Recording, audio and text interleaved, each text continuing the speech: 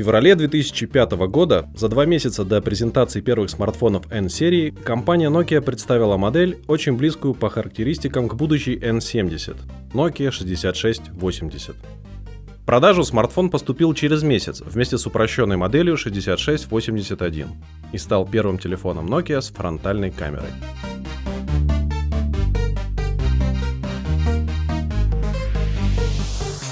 На момент появления в продаже стоимость этого смартфона в России составляла примерно 19 тысяч рублей. Он выпускался в двух цветах – серебристо-голубом и светло-бронзовом. Устройство работает на процессоре Tiamap 1710 с тактовой частотой 220 МГц под управлением операционной системы Symbian 8 версии с интерфейсом серии 60 второго поколения. Это значит, что устройство имеет отличную адресную книгу, ограниченную лишь количеством свободной памяти, полифонию, в данном случае 24-голосную, диктофон, возможность отправки ММС и сообщений электронной почты, а также поддержку Java-приложений и широкого списка форматов аудио-видеофайлов, в числе которых есть и MP3. Помимо всего этого, смартфон имеет Bluetooth версии 1.2 с возможностью подключения беспроводных наушников, поддержку сетей 3G, карт памяти RSMMC, камеру в 1,3 мегапикселя со вспышкой и возможностью видеосъемки, а также фронтальную камеру в 0,3 мегапикселя. Высота устройства почти 11 см, ширина 5,5 вес 133 грамма. Толщина смартфона около 2 см. Дисплей выполнен по технологии TFT и поддерживает до 256 тысяч цветов. Его разрешение 176 на 208 точек. Заявленное время работы от аккумулятора на 900 мАч около 10 суток в режиме ожидания и 6 часов в режиме разговора.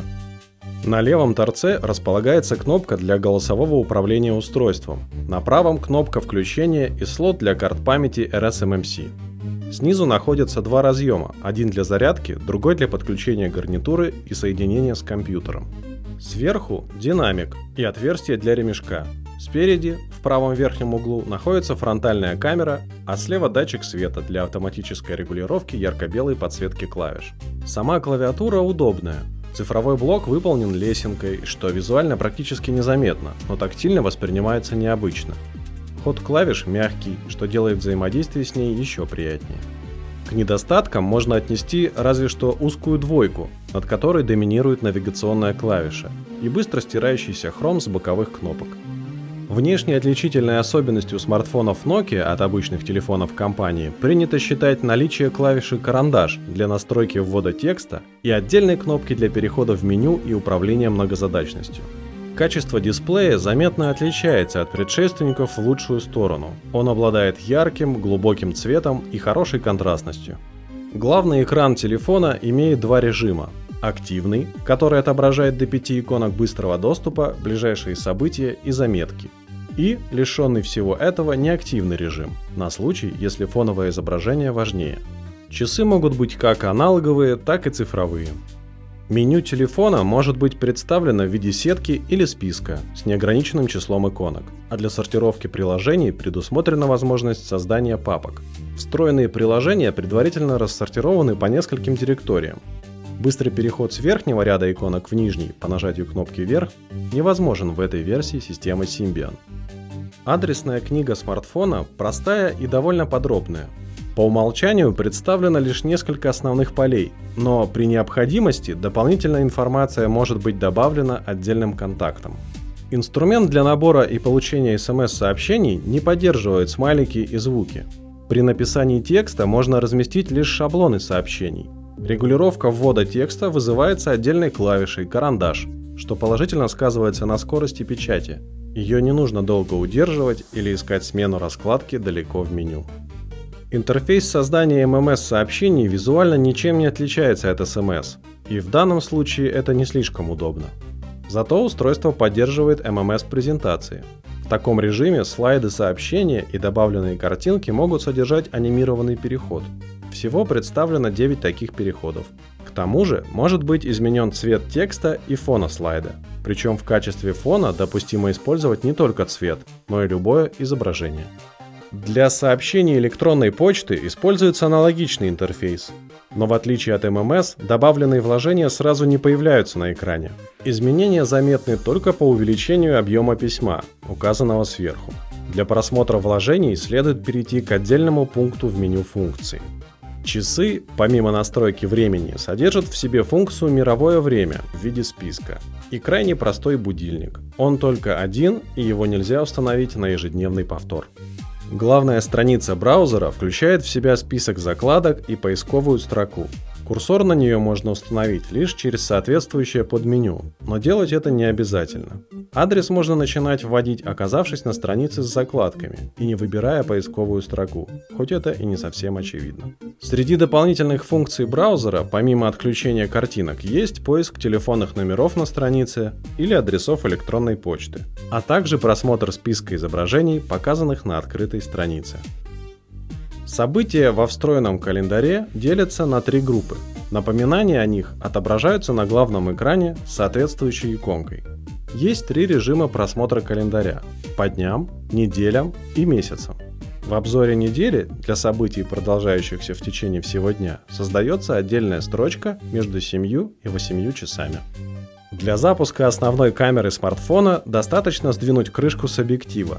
За этой крышкой также скрывается вспышка, которой компания Nokia впервые оснастила свое устройство наряду с простенькой фронтальной камерой. На момент выпуска Nokia 6680 являлся одним из лучших камерафонов. Как для фото, так и для видео режима можно отрегулировать яркость, контраст и баланс белого, если смартфон выставил их не совсем точно, а также цветовой тон снимка, который обычно называют эффектами. Имеется ночной режим, при установке которого увеличивается выдержка, что можно использовать в творческих целях. Но при съемке видео в этом режиме сильно снижается частота кадров. Также есть плавный шестикратный цифровой зум для основной камеры, одинаковый для любого разрешения и типа съемки, и ступенчатый двукратный для фронтальной, качество которой сильно уступает основной, ведь прежде всего вторая камера предназначена для видеозвонков. Еще фотокамера имеет таймер автоспуска, режим серийной съемки для 6 фотографий, 2 варианта разрешения и 3 варианта качества. Для видео доступно также 2 варианта разрешения, возможность ограничения длительности роликов 35 секунд и отключение записи звука. Все фото и видео попадают в раздел «Галерея», где также нашлось место музыке, аудиоклипам и ссылкам на потоковое медиа. Файлы, находящиеся на карте памяти, помечены соответствующей иконкой. Видеоролики, аудио и поток по умолчанию открываются в программе Real Player, располагающейся в папке изображения. Она довольно простая и имеет только самые необходимые функции. Помимо плеера, в этой папке находится мощный видеоредактор. В нем можно обрезать видео, указав точку начала и окончания, и склеить несколько роликов в один, по желанию добавив плавный переход в черный или белый цвет в начале, в конце или между роликами. Имеется черно-белый эффект, возможность замедлить каждый отдельный клип в 4 раза и сделать стоп-кадр. Также можно добавить закадровый голос, записав речь прямо в приложении, и выбрать любое звуковое сопровождение в формате AMR, имеющееся в памяти устройства. Звуковые дорожки впоследствии можно переместить в любую часть клипа, при этом их края будут примагничиваться к краям видеодорожки, что способствует созданию более точной склейки. Размер будущего файла указан сверху, рядом с иконкой, информирующей о допустимости передачи видео MMS сообщением. К тому же имеется приложение «Режиссер» для создания коротких клипов Movie. Это приложение автоматически выбирает несколько видеороликов и изображений, сохраненных на устройстве, и объединяет их в один короткий клип по выбранному шаблону, включающему в себя рамку, музыку, текст и эффект. Всего доступно 10 таких шаблонов, но была возможность и загрузки новых. Каждый из них можно отредактировать, а также вручную выбрать контент для клипа. Хронометраж будущего ролика можно установить самостоятельно, адаптировать его под MMS-сообщение или длительность музыки. В этой же директории есть приложение «Диспетчер слайдов», предназначенное для более комфортного просмотра фотоальбома, но, к сожалению, превью подгружаются слишком медленно. А встроенное приложение «Фотопечать» позволяет подключить телефон к принтеру по каналу Bluetooth или через USB посредством технологии Nokia Express Print или PictBridge для печати снимков. В папке Office располагаются полезные приложения для эффективной работы. Дела – это простой и удобный планировщик задач. Для них требуется указать приоритет и срок выполнения, по которому задачи будут сортироваться в общем списке.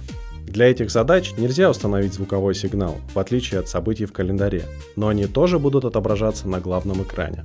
Калькулятор, помимо стандартных математических операций, в числе которых есть извлечение квадратного корня и работа с процентами, способен автоматически сохранять последний результат. К тому же в памяти можно сохранить любое другое число из окна ввода.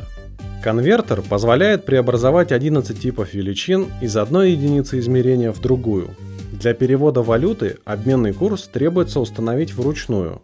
Это можно сделать сразу для более чем 30 валют, чтобы впоследствии быстро переключаться между ними. Присутствует простенькая программа для создания текстовых заметок.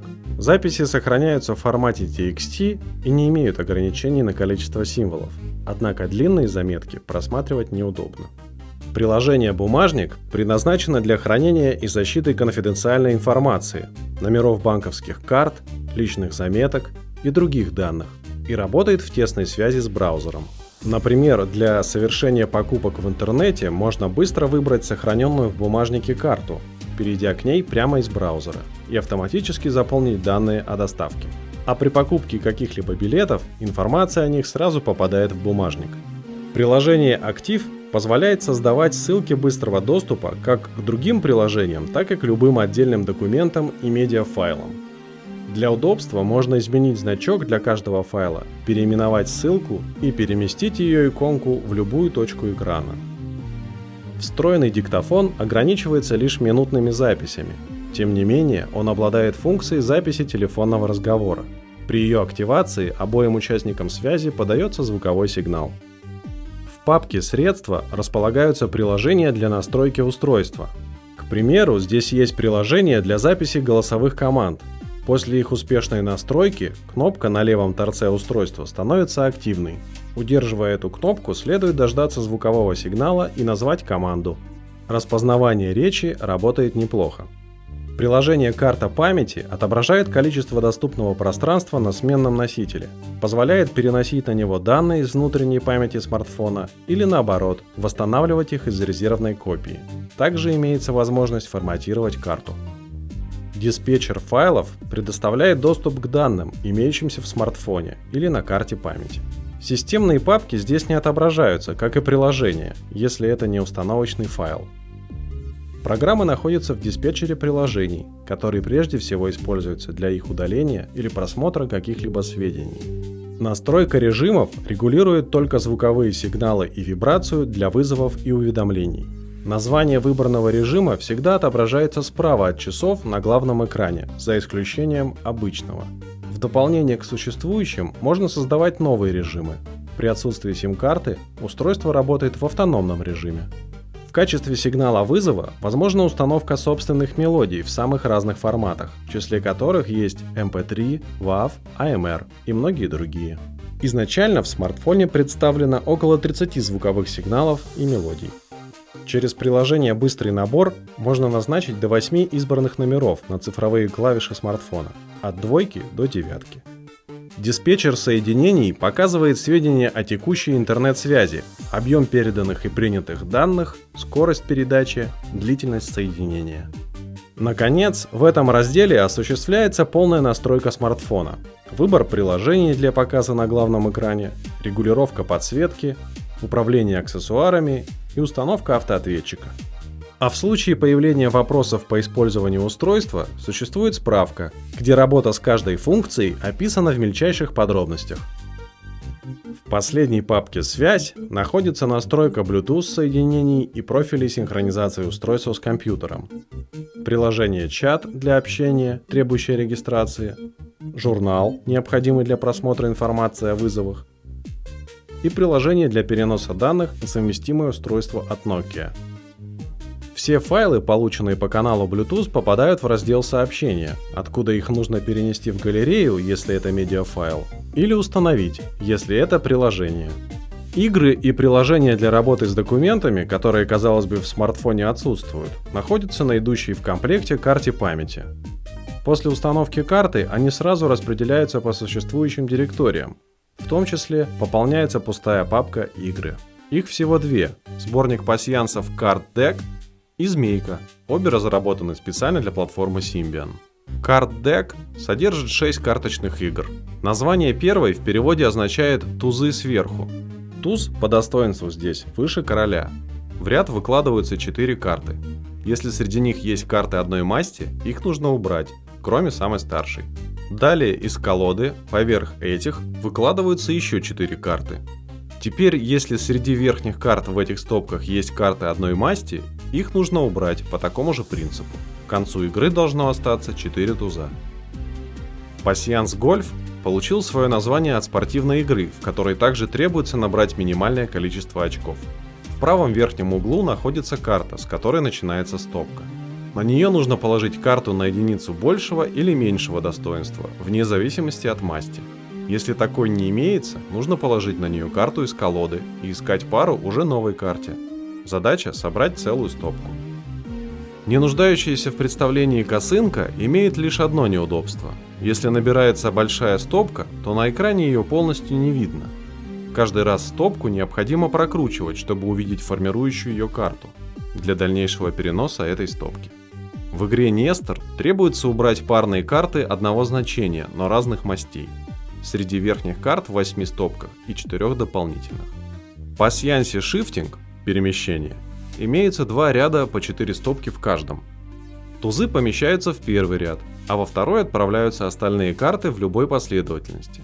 Затем тузы нужно покрыть картой следующего достоинства, как в косынке, но вне зависимости от масти. Во втором ряду карты можно перемещать строго по одной в убывающем порядке, тоже вне зависимости от масти. Если ячейка для стопки освобождается, то новую стопку можно начать лишь с короля. Цель – собрать все карты в 4 стопках. Последняя игра – Trusted 12. На столе колода и 12 карт, образующих 12 стопок. Каждую из этих карт, по возможности, нужно положить поверх карты следующего достоинства и любой масти, освободив ячейку на столе. Карты из колоды могут быть помещены только в пустые ячейки. Таким образом, необходимо переместить все карты из колоды на стол. Змейка имеет 2 режима игры. Классический, в котором доступен выбор одного из 8 лабиринтов и настройка скорости змеи, а также сложный, где лабиринты меняются при увеличении числа набранных очков. Управление осуществляется 2 способами – обычным, таким же как и в более ранних играх, и относительным, при котором кнопки управления привязаны к направлению взгляда змейки. Также есть еще один дополнительный способ – диагональный, где используются кнопки 1, 3, 7 и 9. К тому же теперь змейка способна хватать еду языком на расстоянии при нажатии клавиши 5. Наконец, имеется возможность поиграть в игру вдвоем по каналу Bluetooth. Также на карте памяти присутствует несколько тем оформления, которые меняют в том числе внешний вид часов на главном экране. Цветовая схема некоторых тем может быть настроена отдельно.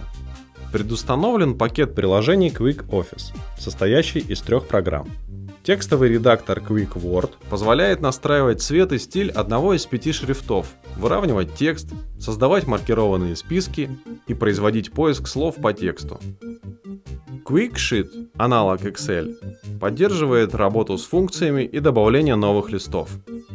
И приложение Quick Point служит для просмотра презентаций. Оно имеет 4 вкладки: текстовый план презентации, заметки, выбранный слайд и предпросмотр всех слайдов. Есть возможность показа презентации через проектор, подключившись к нему через Bluetooth соединение. Не поддерживает анимации и прозрачные PNG изображения. К тому же оно работает довольно медленно. А вот приложение Adobe Reader, напротив, оптимизировано очень неплохо. Оно позволяет просматривать даже объемные PDF-файлы, хотя маленький размер экрана и его разрешение, конечно, затрудняет чтение документа. Имеется полноэкранный режим, возможность поворота экрана и масштабирования, поиск текста по документу и быстрый переход к нужной странице. Приложение LiveBlock автоматически собирает все материалы, происходящие с пользователем устройства, будь то фото, видео, SMS и MMS, и отображает их в виде удобного дневника. Для каждой записи можно добавить заметку, которая показывается отдельным блоком по соседству. Этот дневник можно синхронизировать с PC-версией программы или разместить пост с какой-либо записью в LiveJournal, Flickr и других блогах через сервер Atom. Предустановленный на карту фоторедактор дает возможность быстро изменить яркость снимка в пределах 3 ступеней, обрезать изображение, что реализовано крайне удобно, повернуть его, добавить рамку, одну из 10, вставить текст и дату в одной из 7 частей фотографии. К тому же есть функция создания открыток. Можно добавить один из 5 шаблонов, представляющих собой рамку и текст, а также отрегулировать размер фонового снимка. А через приложение Kodak Pictures фото можно было отправить на сервер компании Kodak и заказать их печать с доставкой до дома. В папке «Связь» появляется утилита Push to Talk. Этот сервис для голосового чата, имитирующий общение по рации. Услуга подключалась отдельно у оператора связи. Наконец, на карту предустановлен драйвер для подключения фирменной Bluetooth клавиатуры и управления ее раскладкой. К сопряженному устройству клавиатура подключается автоматически после каждого ее включения. Комплектная карта памяти имела емкость 64 мегабайта, а с учетом предустановленных приложений оставалось и того меньше. Встроенной памяти в смартфоне всего около 10 мегабайт, поэтому зачастую предустановленные на карте приложения удалялись или приобретались дополнительные карты. Для безопасного извлечения не нужно совершать дополнительных действий. Смартфон отключает карту при открытии дверцы. Nokia 6680 – это мощный и привлекательный смартфон, не имевший прямых аналогов на момент выпуска. В качестве его альтернативы можно было обратить внимание разве что на младшую модель Nokia 6681, без поддержки сетей 3G и, как следствие, без фронтальной камеры. Среди сопоставимых по цене устройств покупатели зачастую выбирали Sony Ericsson K750. Также примерно в то же время был представлен неоднозначный телефон от Siemens SXG75 с поддержкой 3G и видеотелефонии. Однако в продажу он поступил лишь через полгода вместе с Nokia N70, который и заменил на рынке модель 6680, став новым хитом компании Nokia.